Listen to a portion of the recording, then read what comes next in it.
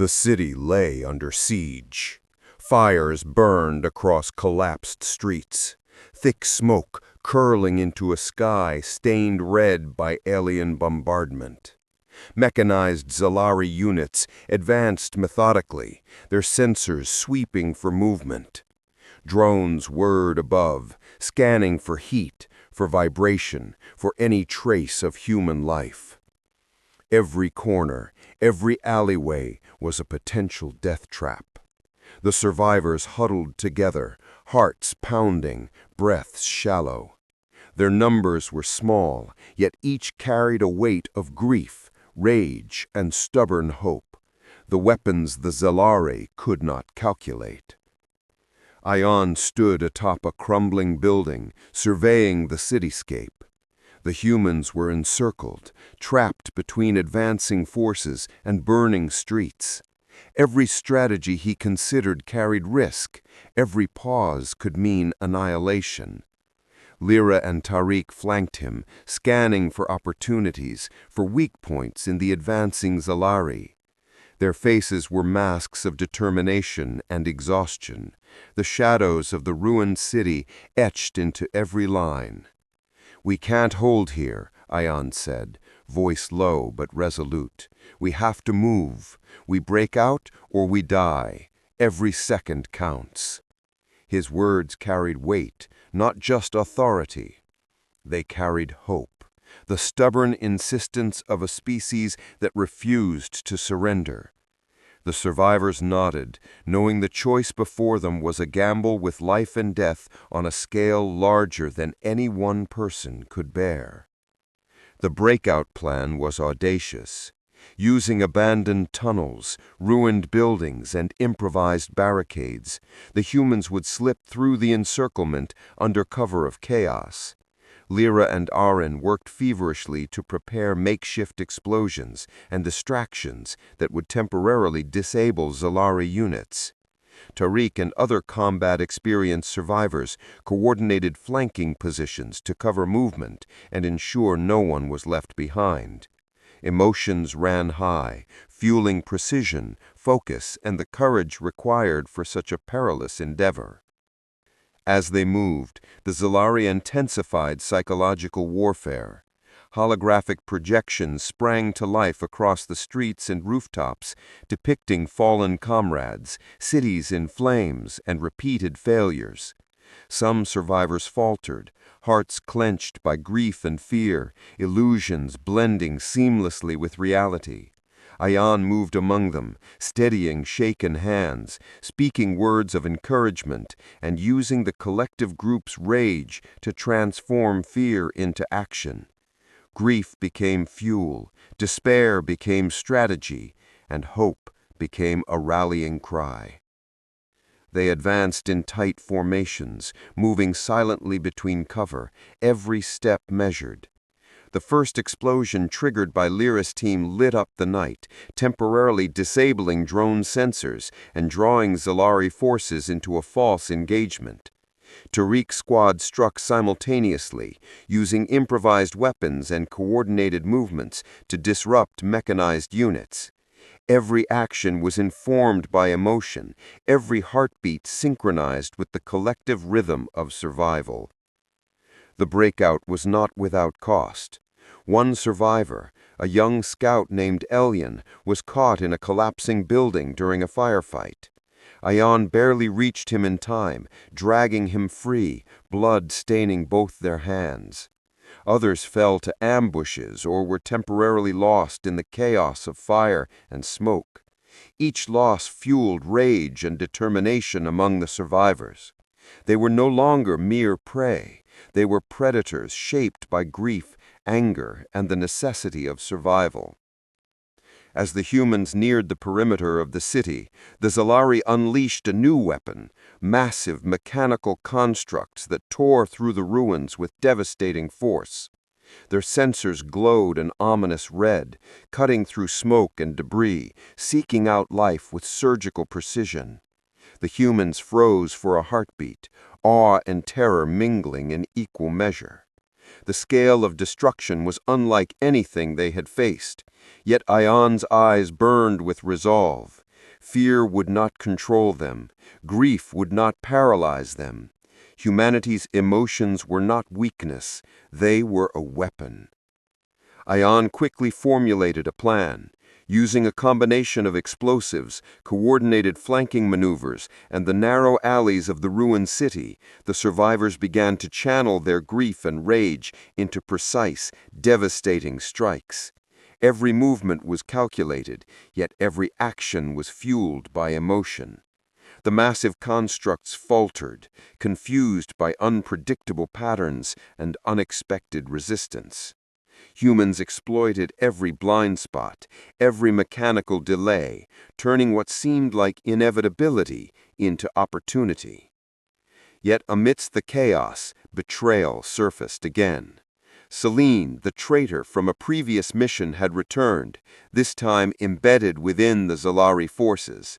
Her presence was revealed when she attempted to sabotage one of the human barricades, drawing fire from mechanized units. The group reacted instantly, neutralizing her attempts but unable to capture her. Rage burned anew in Ion's chest, yet he knew restraint was necessary. Every emotional reaction had to serve a purpose, every act a step toward survival, not vengeance alone. The breakout reached its climax as the humans neared a partially collapsed bridge leading to relative safety. The Zalari constructs closed in, the city's ruins crumbling under the weight of combat. Ion signaled the group, coordinating a synchronized set of maneuvers. Explosives detonated in perfect timing, sending debris into advancing units. Survivors moved in waves, carrying the wounded, shielding captives, and using every ounce of ingenuity and emotion to escape. Tariq fought beside Ion, each movement honed by years of experience and recent chaos. Lyra monitored sensor interference, guiding movements around active drones. Irene provided impromptu diversions, luring Zalari units into traps. The collective effort was a symphony of human resilience, each emotion perfectly integrated into action. For every fallen ally, the group pressed forward with double determination. The humans finally reached a cleared zone beyond the city's ruins, though not unscathed. Injuries and exhaustion were immense, yet the survivors were alive. They had survived the encirclement, navigated betrayal, and countered the Zalari's overwhelming force. Hope surged, mingled with grief, as the survivors realized the depth of what they had endured. Their emotions had not weakened them. They had guided every movement, sharpened every strategy, and allowed them to survive against impossible odds. Above them, orbiting Zalari ships observed, Warlord Kael'thel analyzing every detail. The humans had survived their traps, countered their psychological warfare, and adapted to the Zalari tactics. Their resilience, fueled by emotion, had created unpredictability the aliens could not calculate. Kael'thel's pale eyes narrowed, recognizing that the humans were evolving, not just surviving, but growing into a force capable of challenging his dominion. The horizon burned with the cold light of distant fires and the red glow of Zalari warships. Humanity had regrouped, consolidating survivors from scattered missions, each carrying scars, memories, and determination hardened by loss. Ion stood at the center of the command area, his gaze sweeping across maps, schematics, and the assembled fighters. The city beyond was a ruin, but within its ashes had risen a force that would challenge the Zalari in ways the aliens could not calculate. Every survivor was present, from veterans like Tariq to recently rescued captives whose loyalty had been tested and proven. Even Aaron, Lyra, and the remaining scouts who had endured countless ambushes stood ready. Each carried grief for fallen friends, rage at betrayal, and a stubborn hope that had refused to die. Ion knew that these emotions, once dismissed by the Zalari as weakness, were now the foundation of strategy, the secret weapon humanity would wield in the final confrontation. The Zalari superweapon loomed ahead, a colossal construct of shimmering alloys thrumming with alien energy. Its sensors scanned the terrain with an almost sentient precision, seeking life, movement, and intent. Holographic projections radiated from its core, depicting humans failing, allies falling, cities burning. Every image was designed to manipulate fear, to break morale, to turn grief into despair. But humanity had learned to weaponize what the aliens sought to suppress. Grief sharpened reflexes, rage amplified focus, and hope synchronized action. Ion moved among the survivors, giving precise instructions. "We strike in coordinated waves," he said.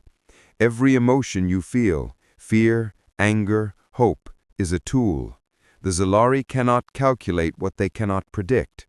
Our unpredictability is our power. Use it. Trust one another. Fight as one."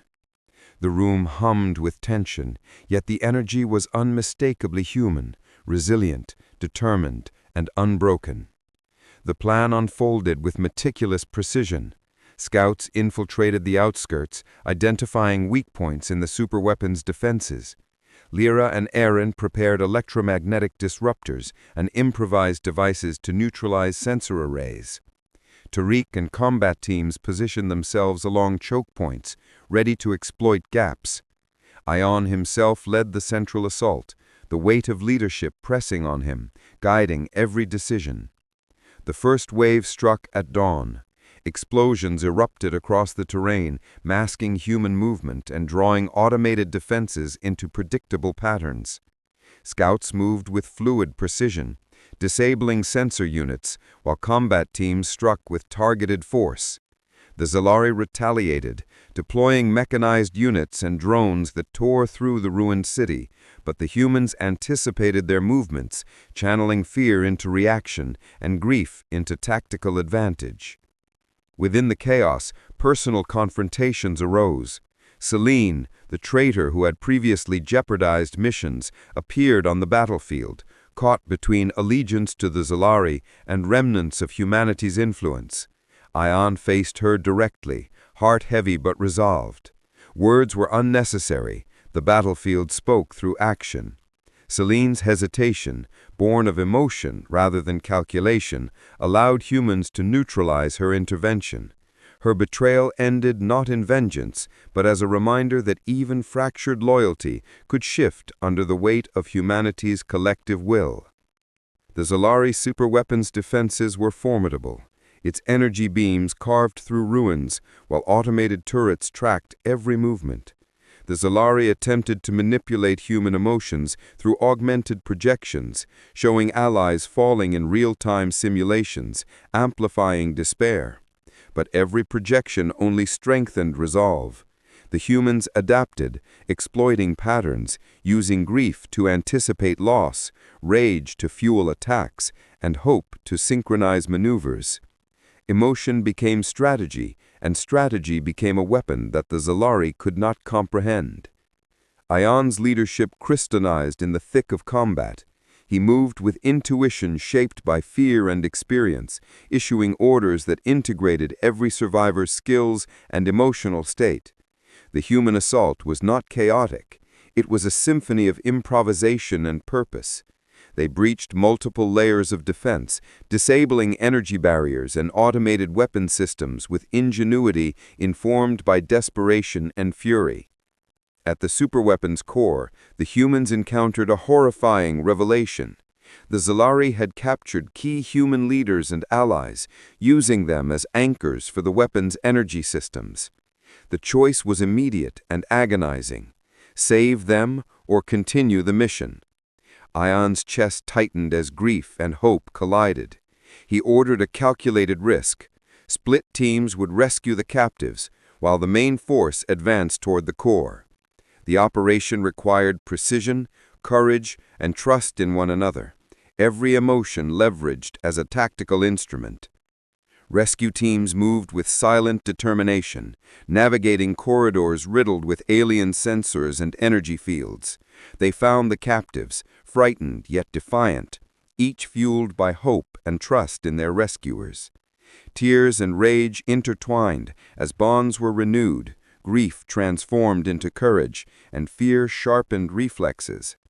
The Zalaris' psychological manipulations faltered in the face of genuine human emotion, an unpredictability no algorithm could master.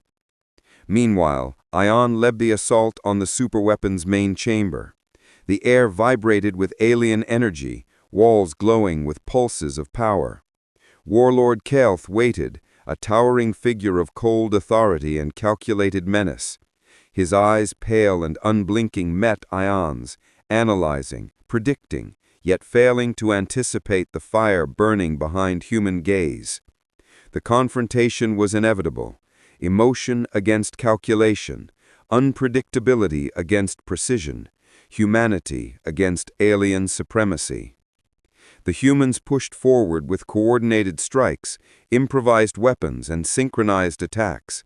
Mechanized units fell, energy beams were disrupted, and the superweapon systems faltered under relentless pressure. Every move was guided by grief, rage, and hope. Every loss fueled determination. Every scream of defiance became a rallying cry. The Zalaris' calculations failed repeatedly, unable to process emotion as a variable in warfare. At the climax, Ion faced Kael'th directly. The superweapon's core thrummed violently, threatening to obliterate everything. Kael'th's calm authority clashed with Ion's emotional intensity. Strategy collided with instinct, calculation with chaos. Every attack, every block, every maneuver was a test of humanity's ability to wield what the aliens had once deemed weakness. Rage sharpened reflexes, grief guided decisions, and hope illuminated paths through impossible odds. All around them, survivors fought with unmatched precision and unpredictability. Former captives struck with knowledge of alien systems. Previously hesitant allies executed bold maneuvers, and those injured pressed on, driven by sheer emotional force. Humanity became an unstoppable wave, each heart beating with defiance, each emotion synchronized into action. Kael'th's composure began to crack. For the first time he encountered a force he could not predict, a species that weaponized what he had dismissed as weakness. Calculated strikes faltered, mechanized defenses failed, and the superweapon shuddered under the combined assault. Ion, sensing the tipping point, directed a final audacious strike, an improvised combination of explosives, hacked systems, and coordinated human force. The superweapon erupted in a blinding pulse of energy, debris flying, alarms screaming, and the entire chamber shaking violently. Humanity's emotional and tactical assault had succeeded. Kael'th's expression was unreadable for a heartbeat, then hardened in shock as the weapon failed. The humans stood victorious, battered, exhausted, yet unbroken. The city beyond the superweapon's ruins had become a staging ground for humanity's audacious advance. Fires still burned in pockets, smoke curling into the sky like silent witnesses to the devastation and resilience below. The survivors, battered yet unbroken, moved with newfound confidence. Every victory, every loss, every act of courage had hardened them into something more than mere humans. They had become a force defined by emotion, strategy, and relentless determination. Ion led the advance personally, flanked by Lyra, Tariq, Areen, and a growing contingent of former captives and allies. Each step through the ruined streets was measured, calculated, yet infused with raw human energy. The Exceleri defenses had been shaken, but the alien warlords were far from defeated. Every corner of the city might hide patrols, automated drones, or energy fields designed to exploit fear, despair, and hesitation. But humanity was no longer predictable. Each heartbeat, each glance, each movement had become a weapon, a way to bend grief, rage, and hope into precise action. The first obstacle was a partially intact Exceleri fortress, looming like a jagged crown over the city.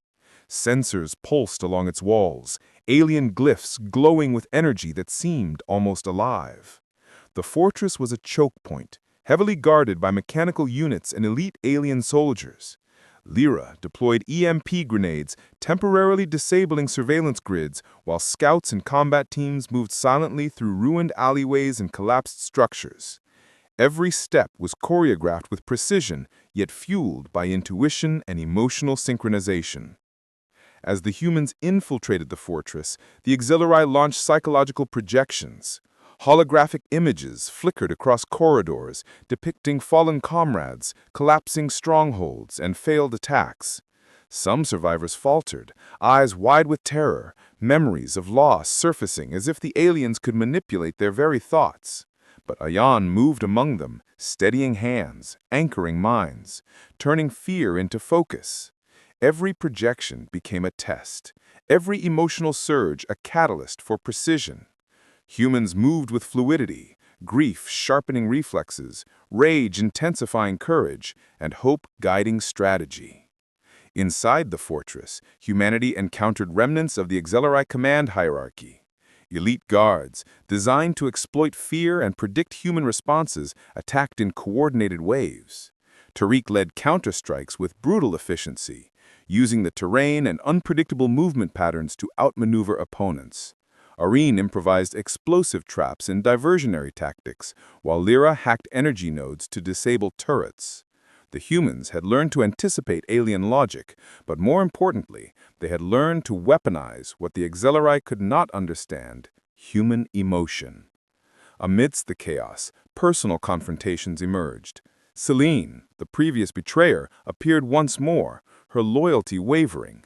She hesitated at a critical moment, torn between self-preservation and emerging allegiance to humanity. Ayan confronted her briefly, eyes meeting in silent understanding. Her redemption came as she sacrificed herself to hold a choke point, allowing the main force to advance. Her final act was one of courage, turning betrayal into heroism, grief into action, and leaving the survivors both mourning and inspired. The humans pressed forward, deeper into the heart of the fortress. Halls widened into massive chambers lined with alien glyphs and energy conduits. The air vibrated with power, resonating with the auxiliary's calculations and psychological manipulations. Every projection, every illusion, every automated defense was designed to break the human mind. Yet every obstacle only reinforced their determination. Humans had learned to merge emotion with action, grief with strategy, and rage with precision. Their unpredictability had become a weapon that no algorithm could counter. At the core of the fortress, the survivors discovered a massive device, a mysterious machine pulsing with energy that threatened to annihilate the surrounding city and remaining human strongholds. Warlord Kale's influence was concentrated here, his personal command nexus protected by elite guards and automated defenses. The humans paused, evaluating the risk. Every instinct screamed caution, yet every ounce of courage demanded action. Ayan knew that hesitation could be fatal. The mission required audacity, coordination, and the full force of human emotion as a weapon. Ayan coordinated a multi-pronged assault. Scouts infiltrated side passages to disable power conduits, while combat teams engaged Kale's elite guards. Lyra and Areen worked furiously to analyze the device, seeking vulnerabilities that could neutralize the threat without catastrophic consequences. The corridor erupted into chaos as auxiliary soldiers advanced, their weapons firing, mechanical limbs striking with precision. Yet the humans moved with unpredictability and fluidity, turning emotion into strategy and despair into resolve. Every encounter was a test. Each survivor faced their own fears, memories of loss, and the weight of responsibility. Some faltered, some surged forward, yet collectively, the humans advanced. The air crackled with energy and emotion, grief and hope interwoven in every calculated movement. The auxiliary's attempts to manipulate the human psyche faltered against the raw unpredictability of authentic emotion. The device at the core was nearly impenetrable, a lattice of alien energy and machinery designed to harness life force and project it as destruction. Lyra discovered a weak point, an intersection of energy conduits that, if disrupted simultaneously with synchronized strikes, could overload the system. The operation required split-second timing and complete trust in every human involved. There was no margin for error. Emotions guided the timing, grief and rage sharpening instincts, hope coordinating movements, and determination sustaining endurance. As the team executed the plan, the elite guards retaliated with brutal efficiency. Combat erupted in flashes of light and bursts of energy, screams echoing against the alien walls. Tariq fought alongside younger survivors, protecting them while simultaneously striking with precision. Ayan moved at the center, directing action with a combination of strategy and emotional intuition. Every beat, every breath, every surge of grief or rage became a weapon. Humanity was fighting as a single organism, each individual contributing to the whole. The climax was approaching as Lyra initiated the disruption sequence. Sparks flew, energy beams flickered, and alarms screamed across the fortress. The device began to destabilize, energy surging unpredictably. Kale, witnessing the human advance and the compromise of his ultimate weapon, moved to confront Ayan directly. His figure was a towering embodiment of calculation and cold authority, yet even he could not anticipate the full measure of human ingenuity and emotional power. Ayan faced him, grief for lost comrades and rage at betrayal merging with hope and determination. Every movement was precise, yet unpredictable. Kale attacked with speed and calculated precision, but humans moved with emotion-driven adaptability. The battle became a dance of strategy versus instinct, calculation versus unpredictability, logic versus raw human spirit. Every strike, every block, every maneuver was guided by the human capacity to channel emotion into action. As the device began to overload, the humans intensified their assault. Explosives, energy disruptions, and coordinated strikes converged at the weak point Lyra had discovered. Sparks cascaded across the chamber, the floor trembling, walls cracking. Kale fought with relentless precision, yet each attack was anticipated not just by strategy, but by the human's emotional synergy. Rage sharpened reflexes, grief guided decisions, and hope illuminated paths through impossible odds. Finally, the device reached critical instability. Energy cascaded outward, threatening to obliterate everything. Ayan made a decisive move, combining physical attack, calculated disruption, and emotional synchronization with his team. The device erupted in a blinding cascade of light and energy, collapsing under the combined weight of human ingenuity and emotion. The horizon burned with a combination of fires, smoke, and the lingering light of the destroyed superweapon. Humanity had survived a force that had once seemed unstoppable, but Kaoth was not yet defeated. The final stronghold loomed ahead, a fortress carved into jagged cliffs, fortified with alien energy shields, patrols, and drones. Every step toward it felt heavy with the weight of sacrifice, determination, and anticipation. Ayan stood at the forefront, surveying the assembled survivors. They had endured betrayals, loss, and countless near-death encounters. Each face reflected scars and resilience, grief and courage, hope and fury. The humans moved as one, a force unified by emotion and experience. Ayan's voice carried over the silent formation. "This is the moment we show them who we are. Every fear, every sorrow, every ounce of hope is a weapon. Today, we end the tyranny of Kaoth. Stand together, fight together, survive together." The approach to the stronghold was methodical. Scouts moved through ruined alleyways and jagged rocks, disabling sentries and laying distractions. Lyra and Aaron prepared EMP devices and improvised explosives, each designed to disable key energy nodes. Tariq and combat squads flanked the formation, ready to intercept reinforcements. Every move was synchronized with emotion-driven precision. Fear was converted into vigilance, grief into strategy, and hope into coordination. Inside the fortress, Kaol's forces struck with brutal efficiency. Mechanized units, elite soldiers, and automated drones converged on the advancing humans.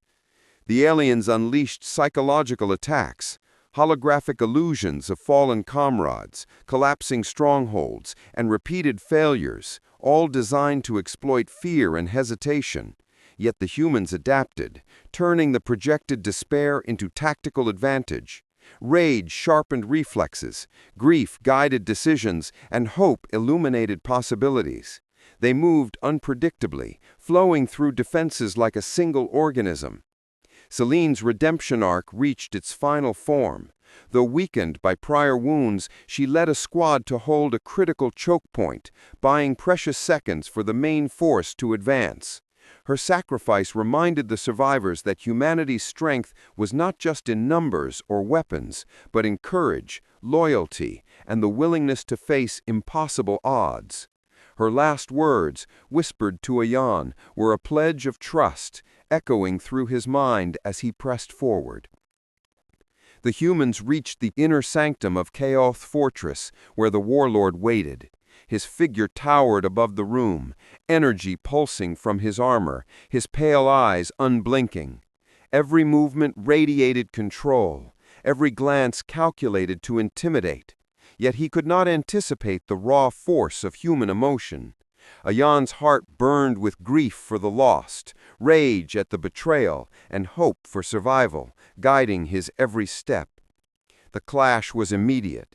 Kaoth struck with precision, using mechanical prowess and combat skill honed over centuries. Ayan countered, blending strategy with instinct, emotion with logic. Every strike was informed by loss, every maneuver sharpened by rage, every decision illuminated by hope.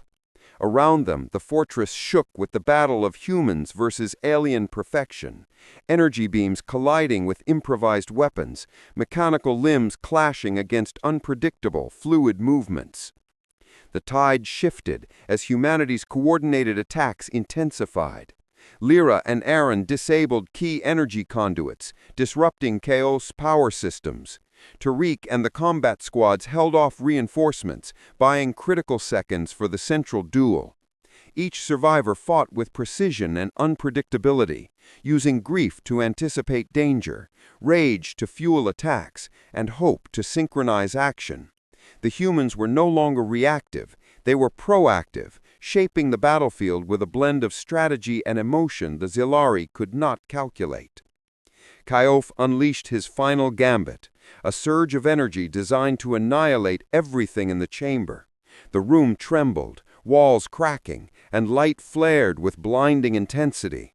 Ayan's chest tightened as he absorbed the scale of the attack, yet instead of fear, he felt clarity. Every emotion, every memory of loss and survival guided him.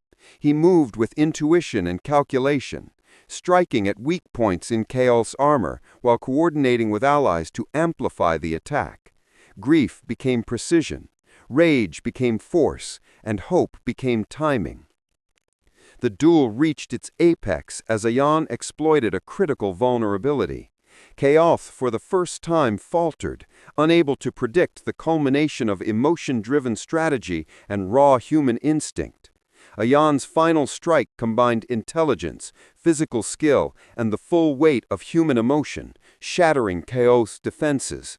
The warlord fell, defeated, his mechanical enhancements sparking, his authority shattered. Humanity had survived, not because of superior technology, but because of the unpredictable, indomitable force of the human heart. Around the chamber, the surviving humans cheered through exhaustion and tears. The fortress trembled, systems failing, as Kaoth's control collapsed.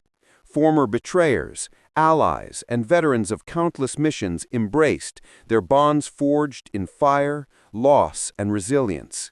The survivors tended to the wounded, honored the fallen, and recognized that humanity's greatest weapon had always been its capacity for courage, adaptability, and emotional strength.